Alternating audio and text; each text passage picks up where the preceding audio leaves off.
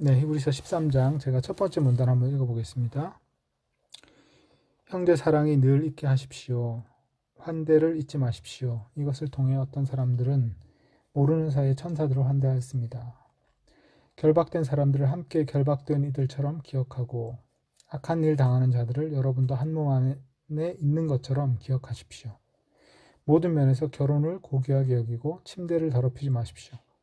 음행하는 자들과 간음하는 자들을 하나님이 심판하십니다. 삶의 방식에서는 돈을 사랑하지 말고 가진 것들에 만족하십시오.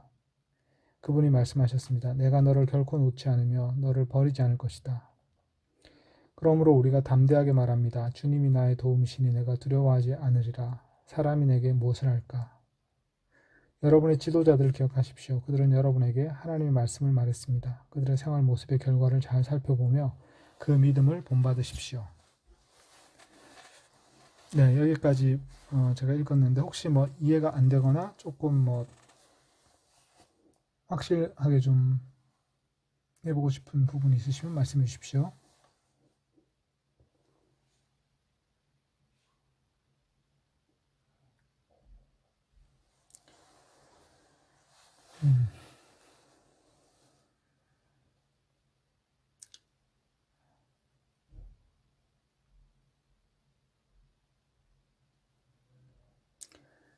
제가 그 번역문에 그 성경 구절을 적어놨죠. 그래서 모르는 사이에 천사들을 환대한 사람.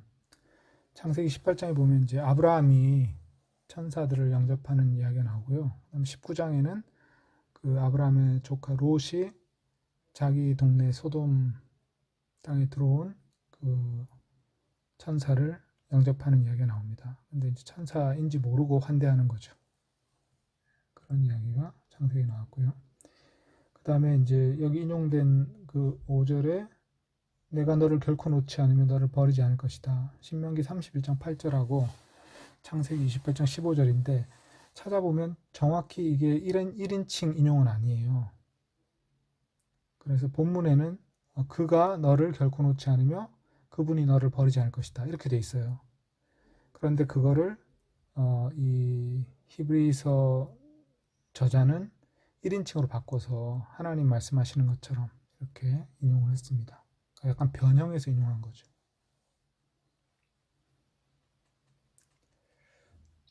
여기 결박이나 악한 일을 당하는 자들은 어떤 상황의 피해자들을 얘기하는 거죠. 무고하게 그렇죠. 결박되거나 네, 무고하게 악한 일을 당하는. 그렇죠. 이 크리스찬들이 지금 어떤 사람은 결박돼 있다. 결박돼 있다는 결국 감옥에 갇혀 있단 말이고요.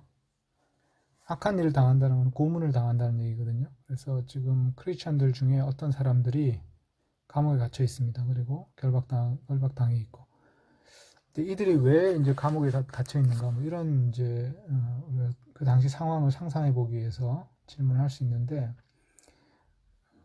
그 당시에 이제 어떤 법이 있었냐면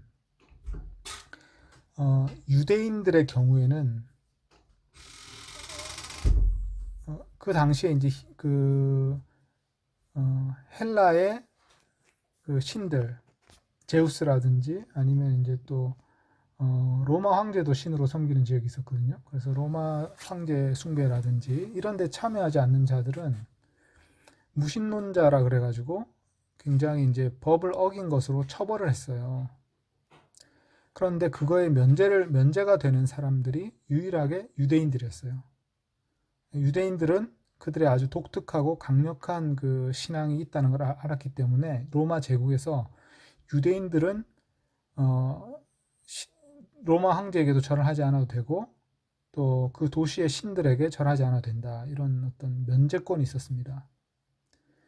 그런데 크리스찬들은 처음에는 크리스찬들이 유대인인 줄 알았어요. 로마 사람들이. 그래가지고 면제를 해주려고 했는데 그런데 유대인들이 저 사람들은 유대인이 아니다 이렇게 말해버리는 거죠. 어떤 도시에서. 그러니까 어떤 도시에서 유대인들과 기독교인들이 서로 사이가 안 좋을 수가 있잖아요. 그러면 그 유대인들이 저들은 유대인이 아니다 이렇게 말해버리면 고발을 할 수가 있어요.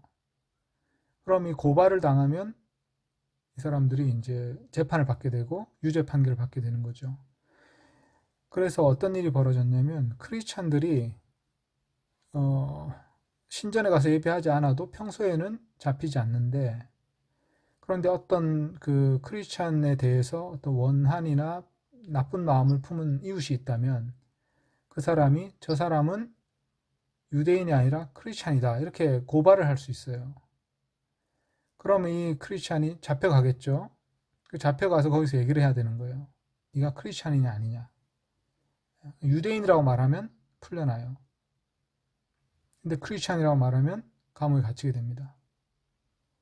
그래서 핍박이라는 게 모든 사람에게 동시에 핍박이 주어진 게 아니라 고소를 당하는 사람은 그런 문제가 생기는 거예요.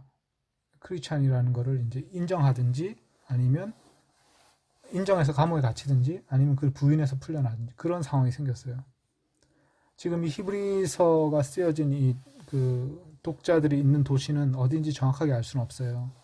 근데 그 도시에도 지금 감옥에 갇혀 있는 사람들이 있었다는 것을 이 부분을 통해서 알 수가 있죠. 그게 이제 일반적인 그 로마 사회 전체, 로마 제국 전체에 있었던 그런 일반적인 법칙이었어요.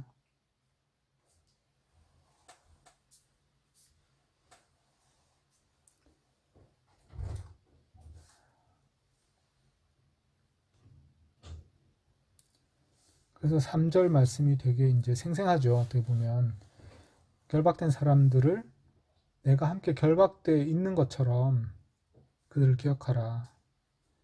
그리고 악한 일 당하는 자들, 이것도 이제 그 고문 당하는 걸 말하거든요. 그래서 고문 당하는 사람과 같이 한 몸 안에 있는 것처럼 그 사람들을 기억하라. 그러니까 이제 갇혀 있는 크리스천들의 가장 어려움은 외롭다는 것이겠죠. 그래서 그 사람을 찾아오지 않고 돌보지 않으면 혼자 갇혀 있어야 되니까. 그래서 그런 사람들 돌아보는 이게 굉장히 중요한 일이었고, 그래서 예수님 말씀에도 감옥에 갇힌 자를 돌아보지 아니하였다. 이 말이 되게 나오잖아요. 마태복음 25장에. 그래서 이 갇힌 자를 돌아보는 거, 이게 크리스천들의 어떤 그 실천 중에 굉장히 중요한 거였다는 거죠. 초대교회.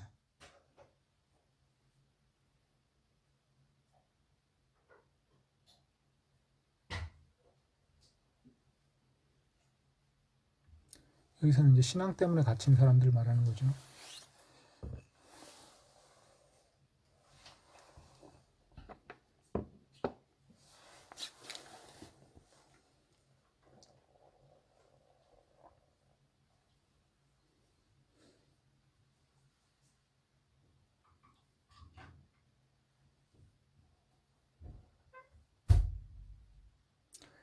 네, 그러면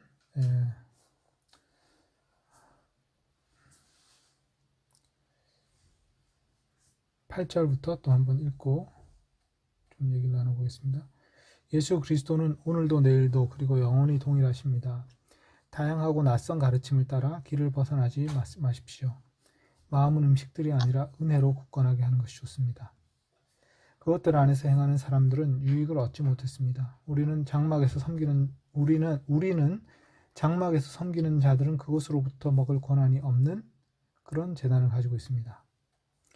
죄에 관하여 짐승들의 피가 대제사장에 의해 성소로 드려지는데 이 짐승들의 경우 이들의 몸들은 진영 밖에서 불태워집니다. 그래서 예수님도 자신의 피로 백성을 거룩하게 하시고자 성문 밖에서 고난당하셨습니다. 그러니 우리도 그분의 수치를 짊어지고 진영 밖으로 나아갑시다. 우리는 여기에 계속 있는 도시를 가지고 있지 않으며 장차 나타날 도시를 기대하고 있습니다.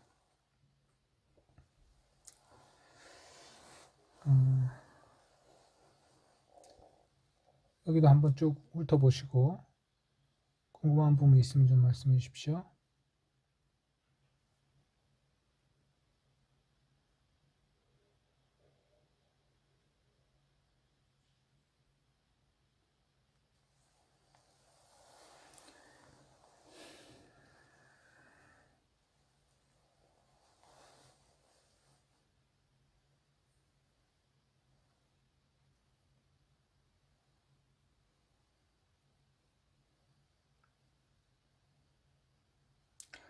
사소한 거라도 뭐 좀 이상한 거 있으면 다 말씀하시면 됩니다.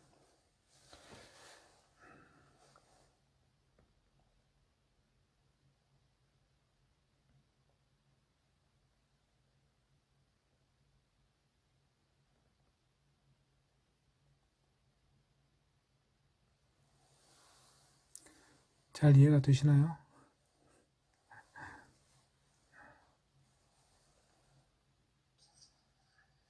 저는 여기 보면은 9절에 이 네. 음식은 어떤 걸 말하는 건가요? 네네. 핵심적인 질문인데요. 여기도 음식 규정들이라고 돼 있는데, 그, 마음은 음식들이 아니라 은혜로 굳건하게 하는 것이 좋습니다. 이렇게 돼 있죠.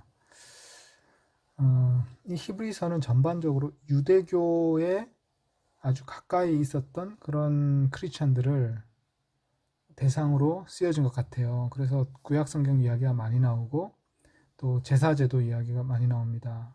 그래서 이 히브리서는 그 제목도 히브리인들에게지만 이 히브리인들에게라는 제목은 나중에 생긴 제목이에요. 그래서 이게 원래 제목은 아닙니다. 근데 어쨌든 이 히브리인들이라는 사람들이 히브리인들이라는 사람이 원래 그거는 원래 제목이 원래 서신에 있었던 건 아니니까. 그런데 이 글 전체의 히브리서의 특징은 그런 유대교에 익숙한 사람들이 대부분인 그런 회중이었던 거죠. 그래서 이들에게 그 핵심적인 문제는 뭐냐면 먹는 규정, 유대인들의 음식 규정에 관해서 그 규정을 지켜야 되냐 말아야 되냐 이게 이제 계속 이슈가 됐던 겁니다. 사도행전에서도 그게 이슈가 돼가지고 사도행전 15장에서 이제 그런 거에 대해서 토론을 해가지고 결정을 하잖아요. 먹는 문제를 이제 이방인들이 강요해서는 안 된다. 그런데 이제 그 이방인들에게 강요해서는 안 된다라는 게 사도행전의 결정이었다면 히브리서에서는 아예 그 규정들이 우리의 신앙의 핵심 요소가 아니다 이렇게 말하는 거죠. 그래서 마음을 음식이 아니라 은혜로 굳건하게 해야 된다. 유대인의 음식 규정은 어떤 게 있었냐면 예를 들어서 예수님 당시부터 있었던 그 음식을 먹을 때 손을 씻어야 된다 뭐 이런 거. 그 다음에 먹을 수 있는 음식과 먹을 수 없는 음식을 구별해야 된다. 코시어죠, 코시어. 네. 그 다음에 고기의 경우 우상의 제단에 바쳐졌던 고기는 먹어서는 안 된다. 뭐 이런 규정들. 네. 그런 규정들을 잘 지키는 것이 신앙생활에 큰 도움이 되지 않는다. 이제 이 말을 하고 있는 겁니다.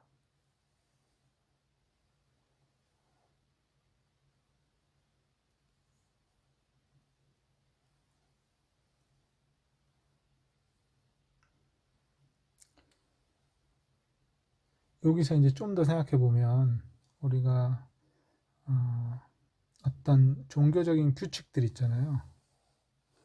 관행들과 규칙들. 근데 그 관행과 규칙들이 처음에 생겨날 때 좋은 의도가 있었을 겁니다. 그래서 그 좋은 의도를 우리가 존중하면서 그 규칙들을 존중할 수가 있겠죠. 공동체의 규칙들도 있고 하니까. 네. 그래서 그런 규칙들의 원래 의도를 생각하면서 해야 되는데 어느 순간부터는 이 규칙이 신앙의 어떤 핵심적인 요소처럼 중요하게 되는 그 때가 있거든요.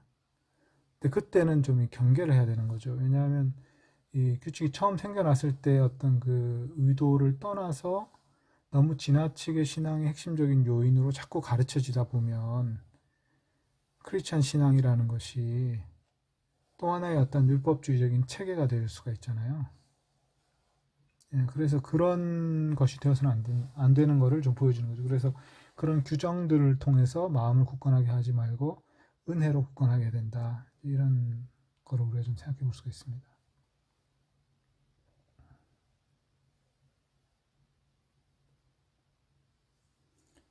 (10절이) 조금 번역이 약간 까다롭게 보이는데 그거 잘 끊어 읽으셔야 됩니다. 그래서 우리는 어떠한 제단을 가지고 있습니다. 근데 그 제단이 뭐냐면 장막에서 섬기는 자들은 그 제단에서 먹을 권한이 없어요. 우리가 가진 제단에서는 장막에서 섬기는 땅의 제사장들은 우리가 가진 이 하늘의 제단으로부터 먹을 권한이 없다. 이런 말입니다. 그러니까 예수님이 자신의 몸을 바치신 제단은 하늘에 있는 제단이잖아요. 우리 앞부분에서 이제 이런 것처럼 땅에 있는 성소, 땅에 있는 성전에 있는 제단이 아니라 하늘의 성소에 들어가셨잖아요. 그래서 그런 표현입니다. 10절.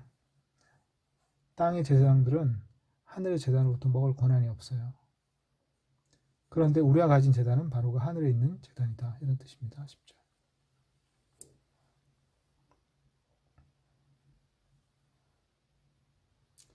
그리고 11절에 짐승들의 피가 죄에 관한 짐승들의 피가 대제사장의 성소로 드려진다. 이건 이제 속죄 제사를 말하는 거거든요. 1년에 한 번 드린 속죄 제사. 이 속죄 제사의 경우에는 보통의 이제 그 제사들은 번제나 뭐 화제나 뭐 이런 제사들은 제사장이 그 고기를 먹게 돼 있거든요. 근데 이제 1년에 한 번 드리는 속죄 제사의 경우에만은 제사장이 그 고기를 먹지 않습니다. 그리고 진영 밖에서 그걸 태웁니다. 그 규정을 얘기하는 거예요. 그래서 그 속죄 제사의 그 제사가 예수님의 십자가 죽음을 어떤 예표하는 어떤 그런 것이었다는 걸 설명하는 거죠.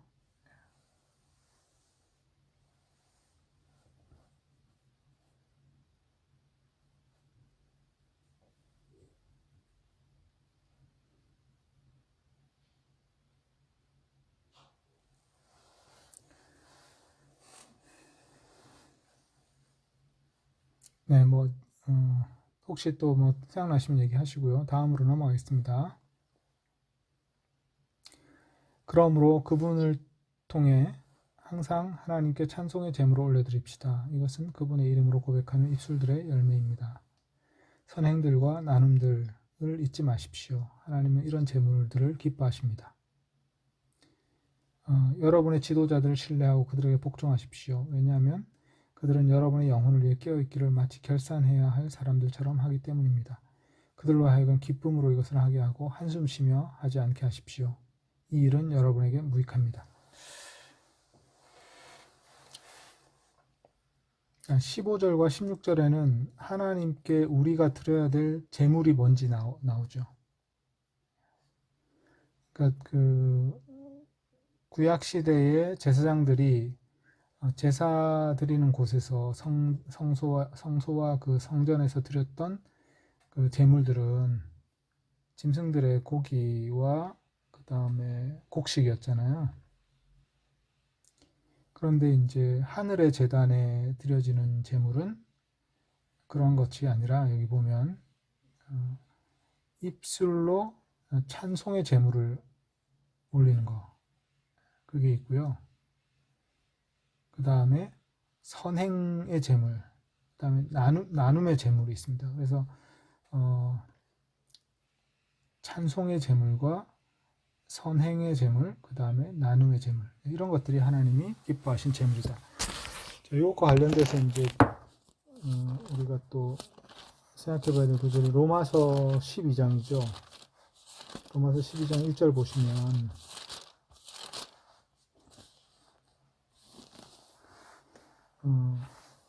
그러므로 형제들아 내가 하나님의 모든 자비하심으로 너희를 권하노니 너희 몸을 하나님 기뻐하시는 거룩한 산 제물로 드리라.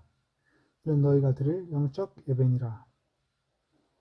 너희는 이 세대를 본받지 말고 오직 마음을 새롭게 함으로 변화를 받아 하나님의 선하시고 기뻐하시고 온전하신 뜻이 무엇인지 분별하도록 하라.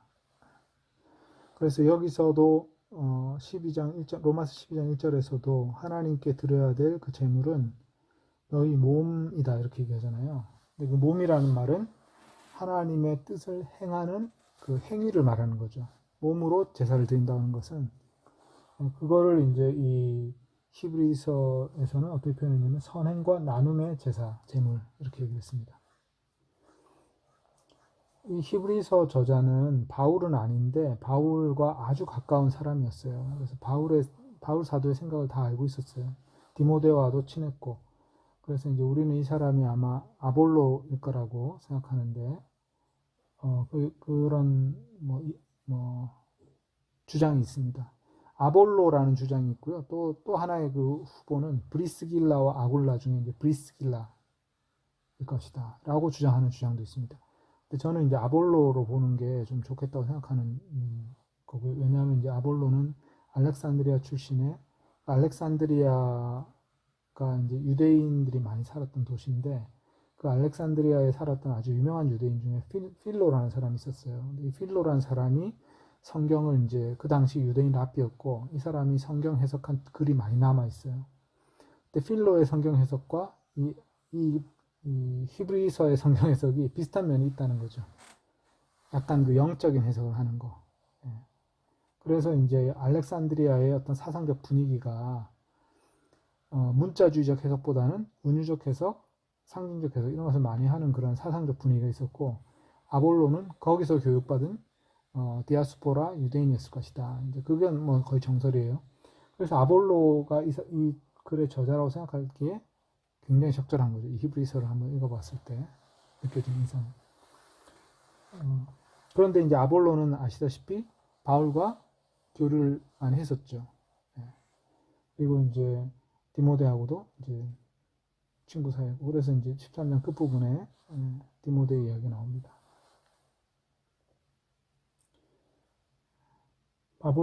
바울과는 분위기가 상당히 다르지만 어떤 부분에서 바울 사도의 가르침을 생각나게 하는 그런 표현들이 좀 나옵니다. 이 부분이 바로 이제 그런 거죠.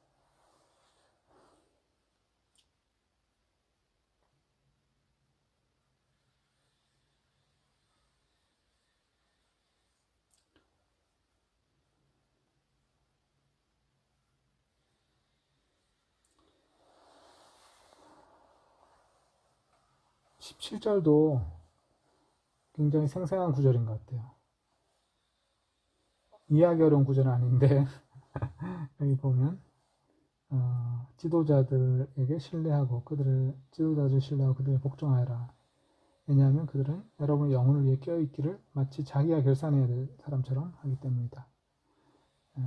그래서 사실 모두 각자 자기 결산서를 하나님께 바쳐야 되잖아요. 그게 이제 최후의 심판장에서 우리가 자기 자신의 일에 대해서 자기가 결산해야 되는데 그런데 대신 결산해 줄 사람처럼 성도들 한 사람 한 사람에 대해서 관심을 가지고 신경 쓰고 있다는 거죠. 염려해주고. 그런데 그 일을 하는데 그를 기쁨으로 하게 하고 한숨 쉬며 하지 않게 하십시오. 한숨 쉬게 하는 것은 무익합니다. 이렇게 말하고 있습니다.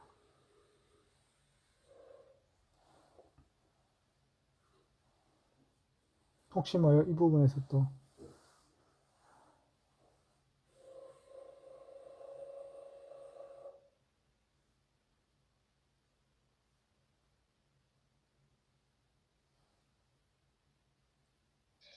이것도 교회에서 많이 활용하는 왜요? 지도자들을 신뢰하고 예, 복종하십시오.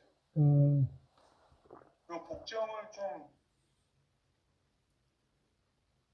설명을 해주시면 좋을 것 같아요. 어떤 거요? 복종. 아, 복종이요? 이 복종이 우리가 소위 이제 혼용하면서 오해하기 쉬운 게 하나님에 대한 복종, 네네. 순종, 네네. 그거하고 좀 분별해서 봐야 되지 않을까. 그렇지 않으면 그 위치에다가 네. 지도자를 갖다 놓을 수 있잖아요. 아, 네네. 이 복종이라는 단어는 기본적으로 권위를 존중함으로써 그 권위 앞에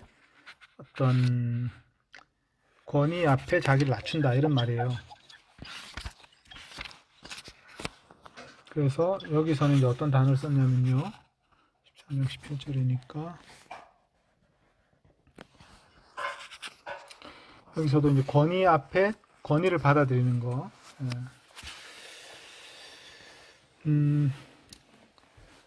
그래서 이제 복종이 이제 보통 순종이라고 번역되는 단어가 있고 이제 복종이라는 단어가 두 가지 단어가 있는데 순종은 뭐냐면 잘 듣는 거라 그랬거든요. 잘 듣는 거, 경청하는 거. 그게 이제 순종으로 번역하는 거고요. 그다음에 이제 복종은 뭐냐면 권위 앞에 자기를 낮추는 거. 그래서 권위를 받아들이는 거. 이게 이제 복종입니다. 그런데 이제 지도자들에게 복종하라 이렇게 했을 때 저는 이제 이렇게 좀 개념화하고 있어요. 어떻게 생각하냐면요. 첫째, 지도자들은 권위를 가지고 있는 거죠. 그러면 그 권위를 존중해야 되잖아요. 자, 그럼 권위는 무엇인가? 이렇게 생각해 볼 수가 있겠죠. 권위라는 거는 어떤 선한 목적을 위해서 그 사람에게 부여되는 겁니다. 그래서 이제 어떤 공동체를 다스리는 권위가 주어졌다면 그 권위는 무엇을 위해 존재하는가? 공동체를 잘 돌보기 위해 존재하겠죠. 자, 그럼 그 권위가 공동체를 잘 돌보기 위한 목적에 의해서 거기에 합당하게 발휘될 때 거기에 순종해야 된다는 거예요. 근데 만약에 공동체의 어떤 그런 그 선한 다스림이라는 그 목적을 벗어나서 권위가 사용될 때는 권위는 효력을 잃게 됩니다. 그래서 권위는 개인에게 복속되는 게 아니라 그 권위가 주어진 목적에 복속되는 거예요. 어떤 개인이 권위를 가진다는 말은 그 개인이 권위와 딱 달라붙어 있는 게 아니라 그 개인이 권위가 주어진 원래 선한 목적에 따라서 행동하고 있을 때에만 그 권위가 인정되는 거예요. 그런 의미에서 이제 선한 권위에 따라서 올바르게 그 권위를 사용하고 있는 지도자에게 복종해야 되는 거죠. 왜냐하면 그 권위는 하나님으로부터 나온 거기 때문에. 그런데 이제 문제는 뭐냐면 어떤 사람이 권위를 주장하는데 실제로는 그 권위라는 것이 자기의 어떤 자의적인 목적, 그것을 달성하기 위해서 권위를 사용하고 있다면 그러면 순종해야 될까요? 순종 안 해야 됩니다. 그래서 거짓 교사가 나타나서 나는 하나님께 계시를 받았다 주장하면서 나는 그런 권위 있는 교사다라고 주장하면서 뭐 어떤 가르침을 가르칠 때 그 권위에 복종해야 되느냐? 복종 안 해야 된다는 거죠. 그래서 거짓 교사를 분별해야 되죠. 그런 의미에서 여기서는 항상 복종이라는 개념 아래는 그 권위가 선한 권위여야 되고 올바르게 사용되고 있는 상태일 때 복종하는 거죠. 그건 나라의 경우도 마찬가지죠. 국가의 경우도. 국가가 예를 들어서 뭐 대통령의 권위를 가지고 있잖아요. 근데 그 대통령의 권위가 헌법이 정한 범위 안에서 행사되고 있을 때에는 그 대통령에게 복종해야 됩니다. 왜냐하면 그거는 대통령 개인에게 복종하는 게 아니라 헌법에 복종하는 거기 때문에 그렇죠. 권위를 존중해야 되죠. 그러나 그 사람이 사적으로 권위를 사용할 때는 그 권위에 복종할 필요가 없죠. 그래서 이제 항상 그 복종에는 그 권위가 올바로 사용되고 있는 선한 권위인가라는 질문이 전제되어 있는 거죠.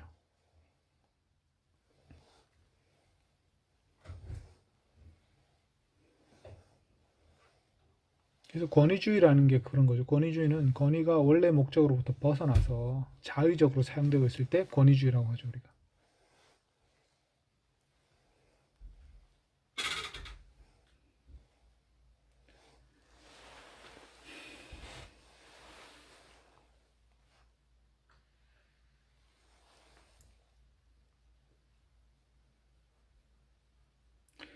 뭐 제가 늘 하던 뭐 말이라 뭐 계속 반복하는 것 같아서 좀 그렇긴 한데 어쨌든 뭐 저는 이제 그런 식으로 정리를 하고 있어요. 그렇게 정리를 하면 생각하기가 명료하게 생각할 수 있게 되니까.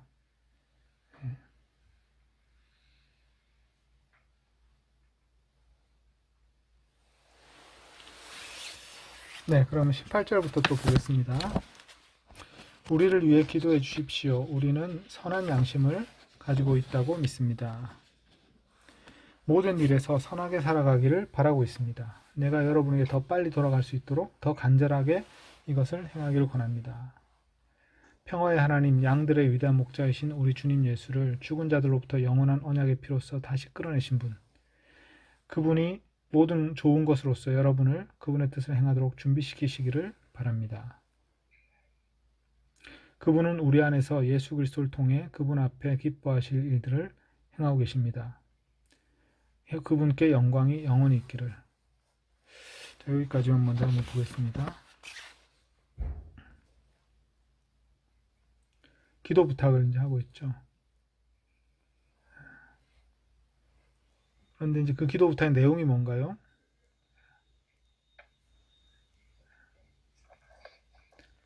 첫째는 이제 모든 일에서 선하게 살아가기를 기도해 달라는 거죠.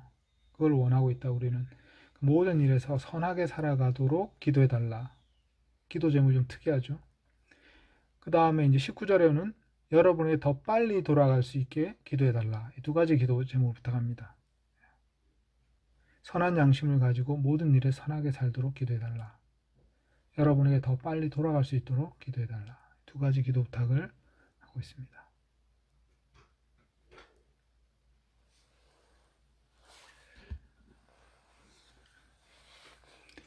그리고 20절, 21절은 조금 복잡해요. 뜯어볼 만한 그런 하나하나 잘 살펴볼 만한 그런 구절인데요. 한번 자세히 보시면 평화의 하나님, 여기까지가 이제 하나님을 얘기하는 거고요. 평화의 하나님이 어떤 분이냐면 양들의 위대한 목자이신 우리 주님 예수를 죽은 자들로부터 영원한 언약의 피로서 다시 끌어내신 분. 그러니까 예수님 부활시키신 걸 말하는 거죠. 근데 그 예수님이 어떤 분이냐? 양들의 위대한 목자이신 우리 주님이시다. 이렇게 돼 있죠. 그 다음에 예수를 죽은 자들로부터 영원한 언약의 피로서 다시 끌어내신 분이다. 여러 가지 단어들이 들어가 있습니다. 그죠? 영원한 언약이라는 말도 들어있고, 언약의 피. 언약의 피는 예수님이 흘리신 피를 말하는 것이고요. 근데 부활시키셨다. 이렇게 말하지 않고 다시 끌어내셨다. 죽은 자들 안에서 다시 끌어내셨다. 이렇게 표현이 조금 다릅니다. 자, 그 다음에 그분이 모든 좋은 곳으로서 여러분을 그분의 뜻을 행하도록 준비시키시길 바랍니다. 그러니까 이분의 이제 기도 제목은 뭐냐면요. 하나님이, 평화의 하나님이 여러분을 하나님의 뜻을 행하도록 준비시키시길 바란다. 이렇게 기도하는 거예요. 그러니까 준비시킨다는 것은 모든 좋은 것을 공급하셔가지고 하나님의 뜻을 행하는 어떤 온전한 준비가 되게 하는 거죠. 그래서 우리에게 어떤 좋은 지식과 지혜와 판단력과 어떤 재정적인 자원과 또 뭐 여러 가지 필요한 것들을 공급해 주셔가지고 하나님의 뜻을 행할 수 있는 준비가 되게 하신다는 거죠. 그거를 기도해요. 자, 그런데 그 다음이 또 신기한 구절이 나오는데 우리 안에서 예수 그리스도를 통해 그분 앞에 기뻐하실 일들을 행하고 계십니다. 그러니까 우리 안에서 하나님이 벌써 뭔가를 행하고 계시다. 이제 그런 표현이죠.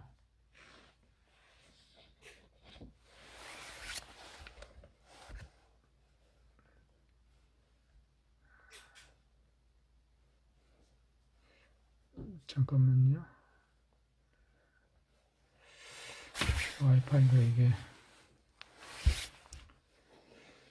자, 다시 한번 바꿔봤는데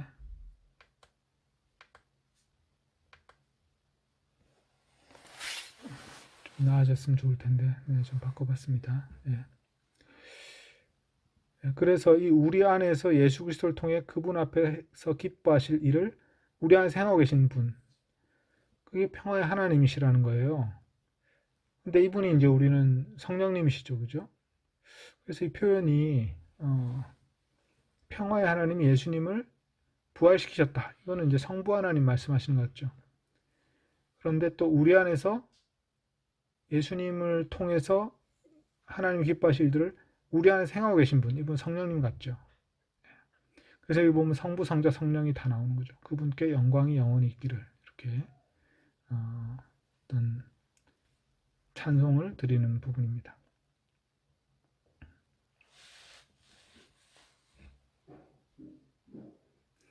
그래서 우리가 예수님을 통해서 하나님 아버지가 기뻐하실 일들을 행할 수 있게 우리 안에서 이미 일하고 계신 분이 계시다는 거죠. 그 성령 하나님이 계시다는 것을 이 말씀을 통해서도 우리가 알 수 있습니다.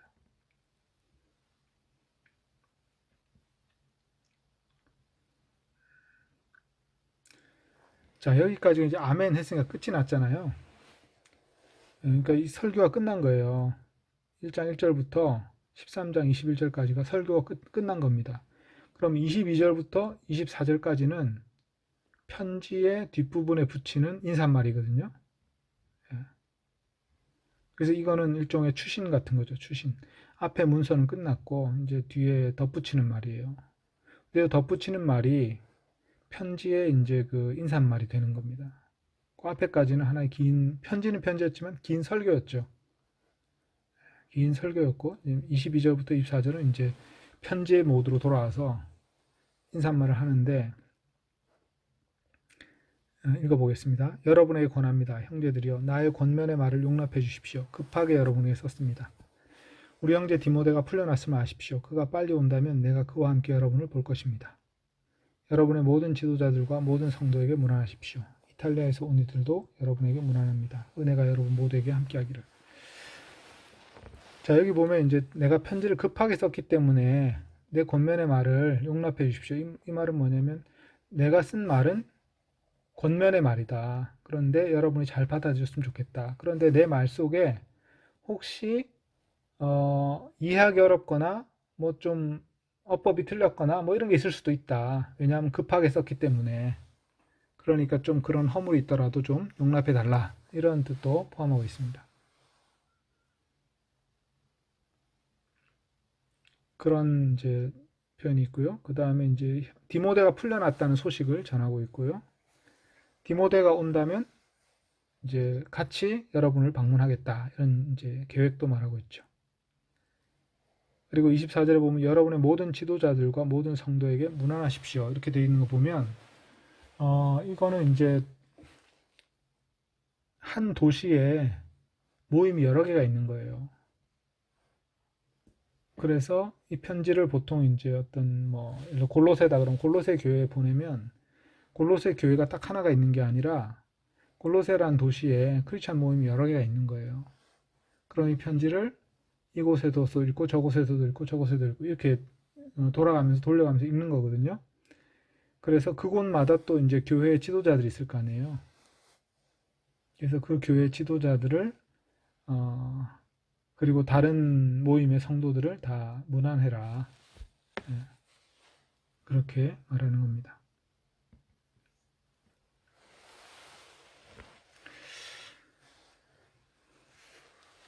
자, 이 내용이 뭐 이제 어느 정도 이해는 다 되셨을 것 같은데, 뭐 전체적으로 한번 보시면서 좀 코멘트나 아니면 뭐 또 질문이나 아니면 좀 느끼신 부분이나 이런 좀 얘기를 나누죠.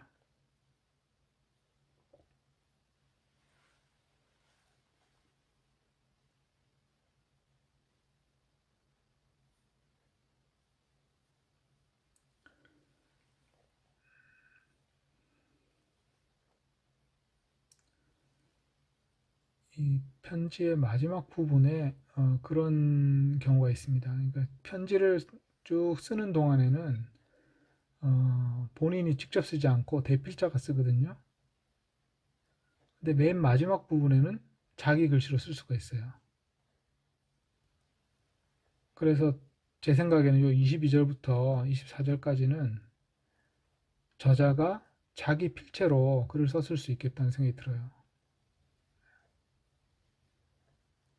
그래서 마지막 몇 줄만 이제 자기 손으로 직접 쓰는 거죠. 친근감 느끼도록. 바로 그런 표현이 여기 들어있는 거죠.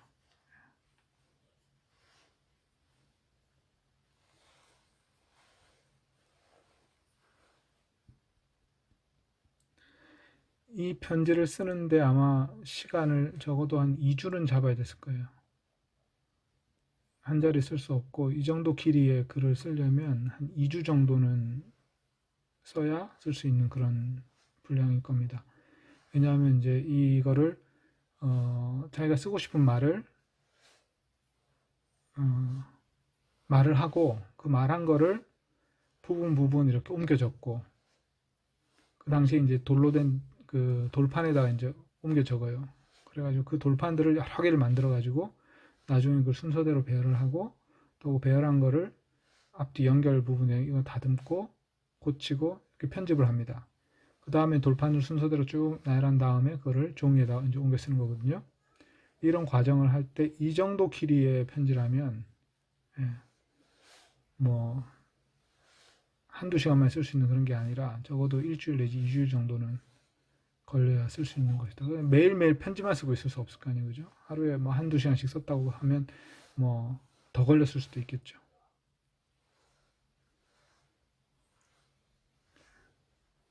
이건 엄청나게 긴 편지죠. 제가 이거 A4 용지로 뽑아보니까 한 20페이지 정도 되더라고요.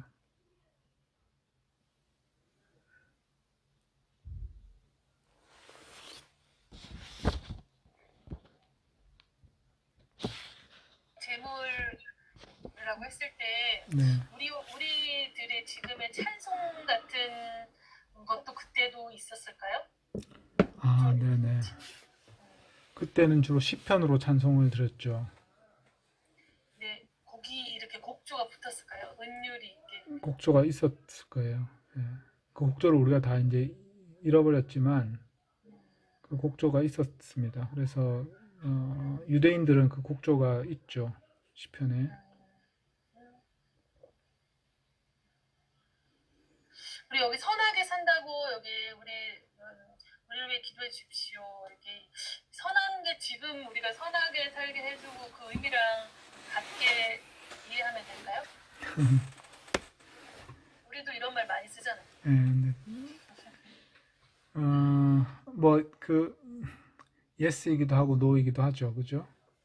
왜냐하면 이제 이 당시에 이제 선하다는 그 단어의 개념하고 우리가 지금 선하다는 개념이 비슷한 거겠지만 또 다를 수가 있는데 결국 우리는 이제 이 선한 삶이라는 거의 기준이 주변에서 봤을 때 선한 게 아니라 크리스찬으로서 선한 거잖아요.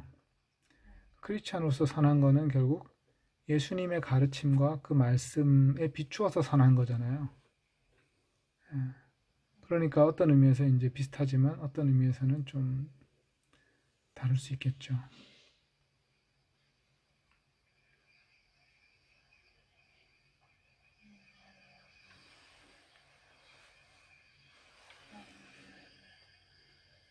그 되게 중요한 질문 같네요.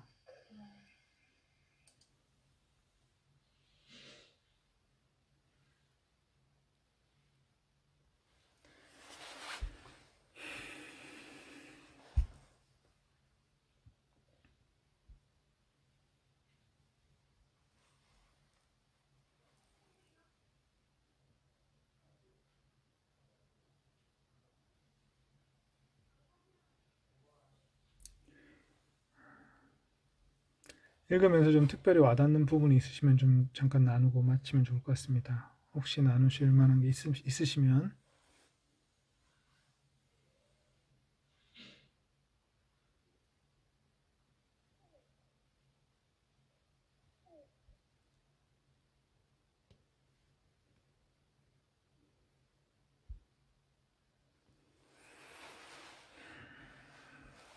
우리 21절에 네, 그분이 모든 종업으로서 여러분을 그분의 뜻을 행하도록 준비시키시기를 바랍니다. 이 말씀이 되게 음, 좋았는데요. 왜냐하면 제가 계속 여태까지는 인내는 연단을 낳고 이런 종류의 구절만 계속 머릿속에 가지고 있다가 네, 그분들이 여러분들이 할 때 아니 그걸 우리가 행할 때 하나님이 우리를 좋은 것으로 채워주기를 바란다. 네, 이런 게 되게 네, 네, 맞아요. 감사하네요. 네, 네, 맞습니다. 이거는 다른 사람이 저한테 기도를 해주는 건가요? 아니면 제가 이렇게 용어를 채워주세요. 내가 하고 싶어요. 이렇게 하는 건가요? 둘 다 가능하겠죠. 예, 제가 일주일간 기도해 드릴게요. 감사합니다. 예, 모든 좋은 것으로서 하나님 뜻을 행할 수 있는 충분한 힘을 가지도록 채워달라고 그렇게 기도를 할 수 있을 것 같습니다.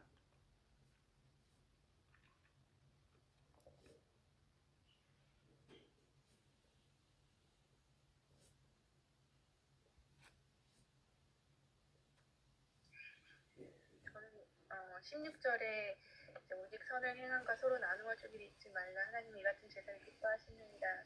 그래서 이제 13장 처음 시작에서 이제 붉은 성경에 보면은 붉은 글자로 하나님이 기뻐하시는 제사라고 이제 이렇게 써놓고 시작하고 있는데요. 네, 하나님 기뻐하시는 제사가 무엇인지에 대해서 조금 생각을 해보는 것 같아요. 네, 여기는 찬송과 목사님 말씀처럼 선행과 나눔이라는 것을 이제 말씀해 주셨고 또 로마서 12장 말씀도 하나님께 드리는 것은 우리의 몸을 거룩한 성전으로 드리라. 우리의 몸을 되는 것 같습니다. 우리 삶에서 어떻게 정말 하나님께 기뻐하시는 것을 드릴 수 있을까? 이게 나와 있는 선행과 나눔을 제가 이제 한다고는 하고도 하지만 어느 순간에는 이게 저의 이제 열심히 예를 들면 햇불 같은 것들, 선행 약속을 굉장히 많이 하잖아요.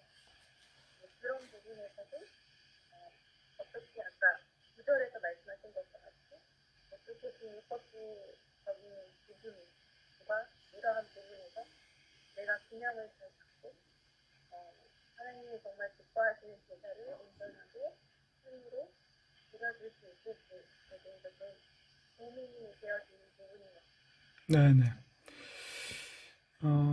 저는 이제 이 말씀이 여기 세 가지 찬송과 선행과 나눔 이 세 가지로 요약이 됐지만 저는 이게 이제 예수님의 명령을 실천하는 거하고 직접 관련이 있다고 생각이 들어요. 그래서 예수님이 마태복음 25장에서는 6가지를 얘기했잖아요. 그 줄인 자에게 먹을 것을 나눠주고 벗은 자를 옷을 입혀주고 나그네를 대접하고 환대하고 뭐 이런 이제 6가지의 그 갇힌 자를 돌아보고 뭐 이런 것들이 있는데 그런 것들도 예수의 명령 안에 우리가 행해야 될 어떤 실천 사항들이고 그것들이 바로 선행들이겠죠. 그래서 예수님이 나의 계명을 가지고 지키는 자라 나를 사랑하는 자고 나를 사랑하는 자에게 아버지와 내가 아버지께서 자기를 드러내시겠다 이런 말씀을 요한복음에 하셨는데 그래서 예수님의 계명을 실천하는 것이 바로 여기서는 선행과 나눔이라고 그렇게 이제 요약을 해놓은 것 같아요. 올해 다음 달에는 이제 산상수훈 보면서 예수의 명령들을 하나하나 이제 좀 살펴보는 기회를 가질 텐데 여기서도 이제 아마 그 내용과 직접적으로 연결되는 것이 아닌가.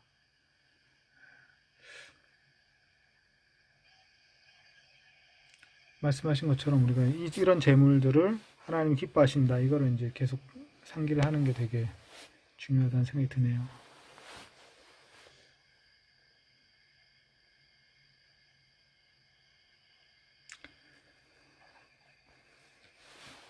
네, 그러면 이 히브리서 13장을 이제 한 주간 잘 묵상해 보시고 우리가 다음 주에는 우리가 이 모임을 한 주는 이제 쉴 테고요.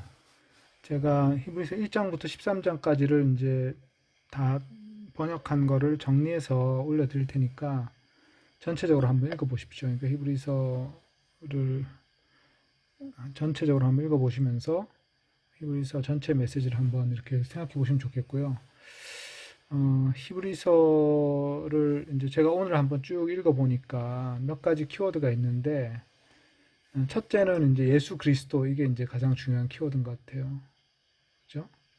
두 번째는 믿음. 그 다음에 세 번째는 소망. 예. 그래서 이제 이 세 가지 키워드 믿음과 소망. 믿음은 11장에 나오고 이제 12장은 소망이 나오잖아요. 앞부분은 이제 예수님에 대해서 나오죠. 예. 그래서 아마 이 고난받는 또는 이제 어려움 가운데 있는 그래서 신앙이 뭔가 좀 기운이 빠져 있는 교인들에게 예수님이 어떤 분인지 생각해봐라. 그거를 이제 길게 얘기하고요. 그래서 우리에게 바로 이런 예수님이 우리의 제사장으로 계시다. 이 얘기를 이제 했죠. 그리고 나서 우리가 굳은 믿음을 가져야 된다. 하나님의 약속에 대한 굳센 믿음을 가져야 된다. 얘기를 하고 그 다음에 하나님이 우리를 위해서 약속하신 여러 가지 일들에 대해서 소망을 품어야 된다. 그래서 소망과 믿음.